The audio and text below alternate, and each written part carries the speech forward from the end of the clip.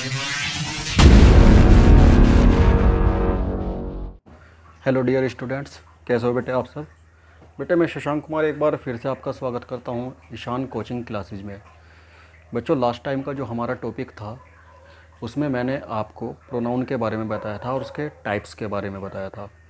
आज जो हमारा टॉपिक है वर्ब। बच्चों सबसे पहले तो मेरा आप सभी को बहुत बहुत प्यार, बहुत बहुत आशीर्वाद कि आप सभी ने मुझे इतना सपोर्ट किया। आप सभी की वजह से मेरा बहुत अच्छा मुझे रेस्पॉन्स मिल रहा है, बहुत अच्छा मुझे रिज़ल्ट मिल रहा है, व्यूज़ अच्छे मिल रहे हैं। फिर भी मैं आपसे एक बात कहना चाहूँगा, अपने प्राइवेट है, कि आप लोग ज़्यादा से ज़्यादा टॉपिक को समझिए, वीडियो को देखिए। कोई चीज़ आपको नहीं समझ आती आप 50 बार देखिए, नो इशू। बट जो भी आप टॉपिक लेके चले उसे क्लियर करके चले, ठीक है मेरे प्यारे बच्चों। तो ठीक है, आज का हम टॉपिक शुरू करते हैं। आज का जो हमारा टॉपिक है वो है वर्ब। बच्चों मुझे उम्मीद है कि शायद प्रोनाउन आपको बहुत अच्छे से समझ आ गया होगा। वर्ब के बारे में आज हम बात करेंगे। वर्ब क्या होती है, क्या उसका यूज होता है, और आपने कई बार सेंटेंस में सुना होगा भाई वर्ब की first form, second form, third form हम क्यों यूज करते हैं।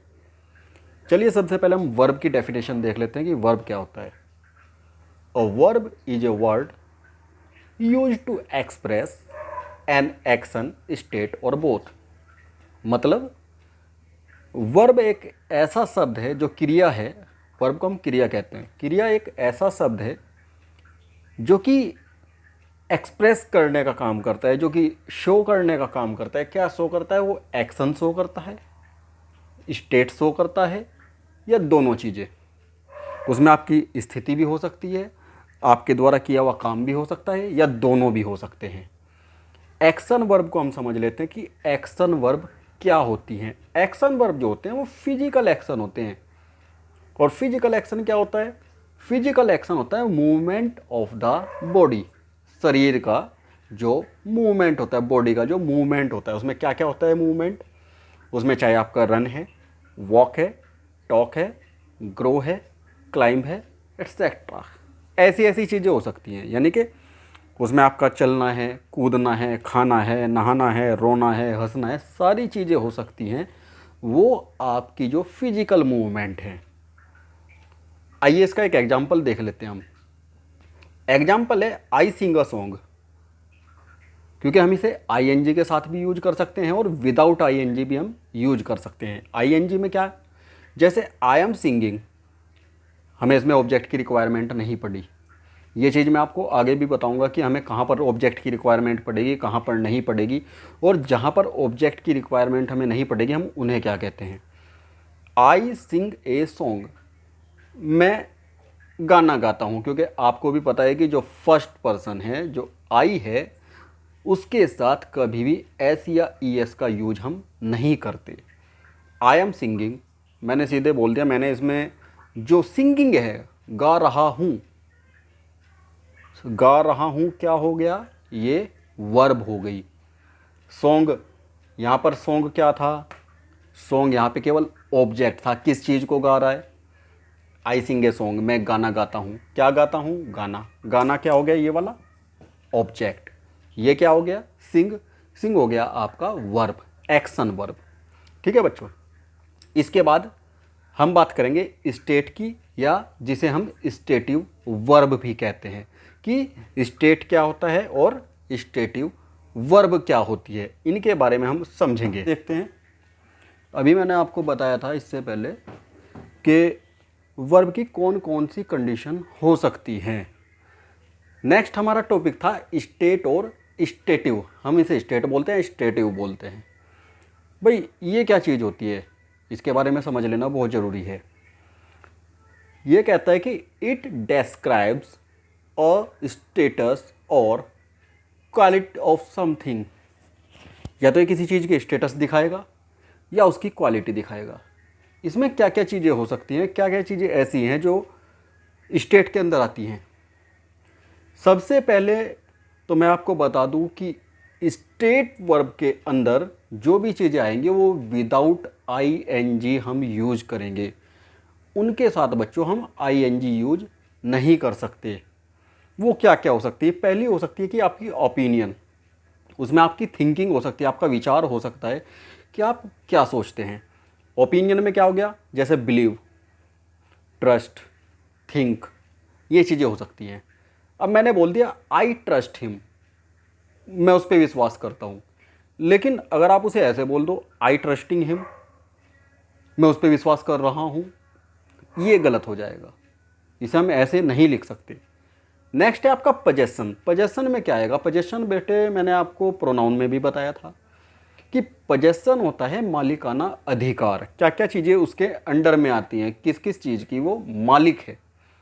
जैसे कि ऑन, हैव, पजेसिव, ये चीज़ें होती हैं। मैंने बोल दिया I have a car, have क्या हो गया इसमें? हैव इसमें पजेशन का काम करेगा, वर्ब का काम करेगा। आई हैव अ कार, क्योंकि हम इसमें क्या कह देंगे भाई कि हैव का क्या यूज है, इसमें क्रिया क्या है, मैं तो कोई काम कर ही नहीं रहा। लेकिन हमने यहाँ पे हैव को वर्ब के रूप में लिया है। वर्ब कैसी है? ये पजेशन वर्ब है। नेक्स्ट है आपकी सेंस। सेंस क्या होती है? सेंस में चाहे आपका स्मेल है, टेस्ट है, चाहे फिर आपका देखना है, सुनना है, ये सारी की सारी चीज़ें क्या हैं? ये आपकी सेंस में आती हैं। तो जैसे कि हमने बोल दिया डू यू हियर सॉन्ग, क्या तुम गाना सुनते हो? हियर क्या हो गया इसमें? सुनना। सुनना क्या है? सुनना एक सेंस है, क्योंकि सेंस क्या होती है कि जो हम आभास कर सकते हैं, जिसे हम फील कर सकते हैं। नेक्स्ट आता है इमोशन। इमोशन में आपका लव है, हेट है, लाइक है, डिसलाइक है, सारी चीज़ें आ सकती हैं। जैसे कि आई लव हर, लव क्या हो गया? इसमें इमोशन हो गया कि मैं उससे प्यार करता हूँ। प्यार क्या हो गया? एक वर्ब के तौर पे लिया है इसे, इमोशन। ये इमोशन हो गया, इसमें आपकी संवेदनाएं आ गई। लास्ट है आपका स्टेट और क्वांटिटी। या तो उसमें स्टेट होगा या उस क्वांटिटी यानी कि उसकी मात्रा होगी। जैसे कि डिपेंड है, कोस्ट है, मैटर है। तो मैं एक इसका छोटा सा एग्जांपल आपको देता हूँ बच्चों। हमने एग्जांपल दिया दिस चॉकलेट कोस्ट अराउंड ₹20, कि जो चॉकलेट की कीमत है वो लगभग 20 रुपये है। तो इसमें कोस्ट क्या हो गया? ये वाला, ये आपका हो गया है इसके अंदर वर्ब, यानी कि स्टेट वर्ब और क्वांटिटिव वर्ब के। एक्शन वर्ब क्या होते हैं, लिंकिंग वर्ब क्या होती है, फाइनाइट वर्ब क्या होती है और नॉन फाइनाइट वर्ब क्या होती है। एक्शन वर्ब क्या करते हैं कि वो एक्शन दिखाते हैं। एक्शन से मतलब ये नहीं कि वो वहाँ पे फाइट करेंगे या वहाँ पे आपको स्टंट करके दिखाएंगे, बट एक्शन का मतलब होता है कि वो कार्य करने का दिखाते हैं कि कोई काम हो रहा है, हो रहा था या होगा। वो एक्शन शो करते हैं। जैसे कि हमने बोल दिया he drank glass of water, उसने पानी पिया। कितना पिया? 1 गिलास। उसने 1 गिलास पानी पिया। तो ड्रैंक क्या हो गया? एक एक्शन वर्ब हो गया। लिंकिंग वर्ब क्या होंगे? Some verb need not an object but something that is added to complete the sentence. इसमें भले ही ऑब्जेक्ट की रिक्वायरमेंट ना हो, लेकिन कुछ वर्ड की रिक्वायरमेंट होती है कि जो सेंटेंस को कंप्लीट करता है। जैसे कि हमने बोल दिया ही वाज स्मार्ट। अब ये बताओ कि इसके अंदर ऑब्जेक्ट तो कुछ नहीं है, बट सेंटेंस को कंप्लीट भी करना था, तो हमने क्या बोला? He was smart. तो लिंकिंग वर्ब क्या थी इसमें? वाज। और is, are, am, was, verb, will have, shall have या विल शैल, ये सारे के सारे लिंकिंग वर्ब होती है। हमने नेक्स्ट बोल दिया ही फेल्ट सैड, वो दुखी महसूस कर रहा है। तो फेल्ट क्या हो गया? लिंकिंग वर्ब हो गई। अब आते हैं फाइनाइट वर्ब और नॉन फाइनाइट वर्ब। देखो, फाइनाइट और नॉन फाइनाइट को हम इतना इजीली समझ सकते हैं कि some verb change their form according to subject और टेंस। कुछ वर्ब ऐसी होती है जिनकी फॉर्म चेंज हो जाती है, या तो टेंस के अकॉर्डिंग या सब्जेक्ट के अकॉर्डिंग। अगर सब्जेक्ट ज़्यादा हो रहे हैं, एक से ज़्यादा है, तो उनके अकॉर्डिंग होगा। क्योंकि अगर प्लूरल नंबर में होगा तो हम एस या ई एस का यूज़ नहीं कर सकते, सिंगुलर नंबर में है तो हम एस या ई एस का यूज कर सकते हैं। जबकि नॉन फाइनाइट के अंदर इसमें चेंज नहीं होती है वर्ब की। अब एक छोटा सा एग्जांपल लेते हैं। Renu climbs on stage to sing a song. Renu ने क्या किया, रेनू स्टेज पर जाती है, किस लिए जाती है, गाना गाने के लिए। क्लाइम्स क्या हो गया, SEIS का यूज कर लिया हमने, क्यों, क्योंकि ये सिंगुलर नंबर था, रेनू एक थी। हमने कह दिया दे हैव क्लाइम्ड। अब देखो जी, हाँ यहाँ पे क्लाइम्स की जगह क्लाइम्ड आ गया। और हैव क्यों हो गया, क्योंकि ये पास्ट में पहुंच गया, जो काम हो चुका है। दे हैव क्लाइम्ड, वो स्टेज पर चढ़े, the stage to sing a song. क्यों चढ़े जी, गाना गाने के लिए। लेकिन दे क्या था, वहां पे प्लूरल नंबर था, इसलिए इसकी फॉर्म जो चेंज होके क्या हो गया, क्लाइम्ड हो गई। पहले क्या था, क्लाइम्स था, उसके बाद क्लाइम्ड हो गया, अगर वहां पे नंबर में चेंज आया तो। ठीक है बच्चों, और इसके बाद मैं आपको अगला टॉपिक और बताने जा रहा हूँ, उसमें मैं बताऊँगा आपको ऑक्सिलरी वर्ब, ठीक है ना, या आपका जितने भी तरह की वर्ब है, मॉडल वर्ब वगैरह, वो मैं भी आपको बताने जा रहा हूँ। चैप्टर का अपने टॉपिक का जो हमारा वर्ब है उसका हम फाइनल पार्ट करने जा रहे हैं, उसे हम लास्ट तक समझने जा रहे हैं। अब मैं आपको बताता हूँ कि टाइप्स ऑफ वर्ब क्या क्या होते हैं। टाइप्स ऑफ वर्ब में सबसे पहले हम देखते हैं transitive verb and intransitive verb. Transitive verb क्या होते हैं, ट्रांजिटिव वर्ब वो वर्ब होते हैं जिसमें हमें कंप्लीट करने के लिए सेंटेंस को ऑब्जेक्ट की रिक्वायरमेंट पड़ती है, यानी कि विदाउट ऑब्जेक्ट हमारा सेंटेंस कंप्लीट नहीं होगा। जैसे मोनू फॉरगेट्स, मोनू भूलता है, क्या भूलता है, कुछ नहीं पता। हमने क्या कहा, मोनू फॉरगेट्स, मोनू भूलता है, लेकिन क्या भूलता है ये नहीं पता, इसलिए आपका ये सेंटेंस इनकम्प्लीट है। कंप्लीट कैसे होगा, Monu forget to shut the door, क्या भूलता है मोनू, दरवाजे को बंद करना भूलता है, ये उसके साथ समस्या है ना। तो मोनू क्या भूलता है, दरवाजे को बंद करना। इनट्रांजिटिव वर्ब, जैसे कि हमने बताया कि ट्रांजिटिव वर्ब के अंदर हमें ऑब्जेक्ट की रिक्वायरमेंट होती है सेंटेंस को कंप्लीट करने के लिए, ताकि उस सेंटेंस की कोई सेंस बन पाए। अब हमारा इनट्रांजिटिव वर्ब, जिसके अंदर हमें ऑब्जेक्ट की रिक्वायरमेंट नहीं होती है किसी भी सेंटेंस को कंप्लीट करने के लिए। अब हमने बोल दिया था चाइल्ड क्राइज, बच्चा रोता है। अब बताओ इसमें ऑब्जेक्ट की क्या ज़रूरत है, तो क्राइज क्या हो गया, ये आपका इनट्रांजिटिव वर्ब हो गया। नेक्स्ट आती है हमारी मेन वर्ब। अब भाई मेन वर्ब भी देख लो, मेन वर्ब में क्या क्या है हमारे। मेन वर्ब क्या होते हैं कि ये कंपोज किए जाते हैं एक वर्ड के रूप में। कैसे, एक शब्द से पता चल जाता है कि भाई ये मेन वर्ब है।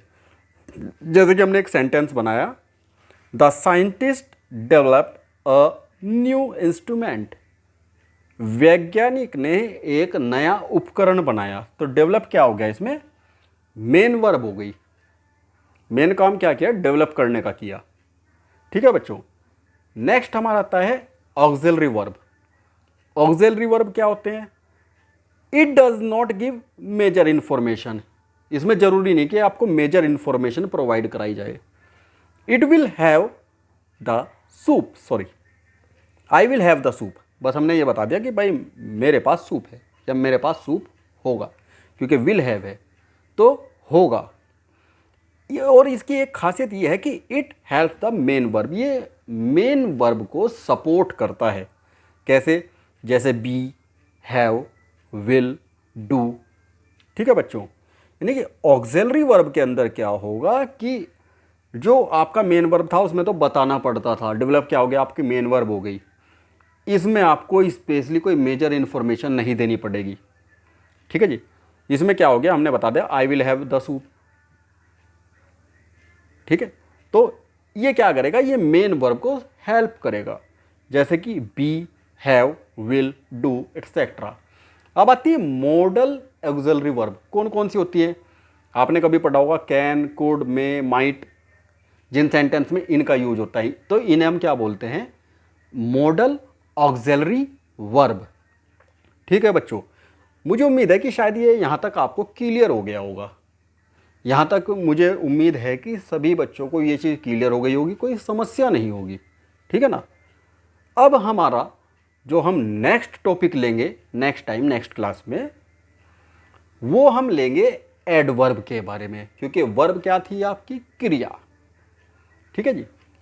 तो बच्चों हम नेक्स्ट टाइम आपको नेक्स्ट क्लास में मिलेंगे नए टॉपिक के साथ।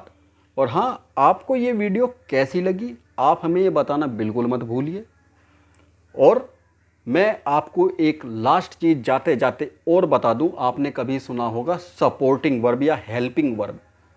तो जो इज, आर, एम, वाज, वर, ये सारे के सारे आपके सपोर्टिंग वर्ब या हेल्पिंग वर्ब होती हैं, जो कि सेंटेंस को सपोर्ट करती हैं, ठीक है ना। ये आपके मेन एक्शन से ठीक पहले यूज होती हैं।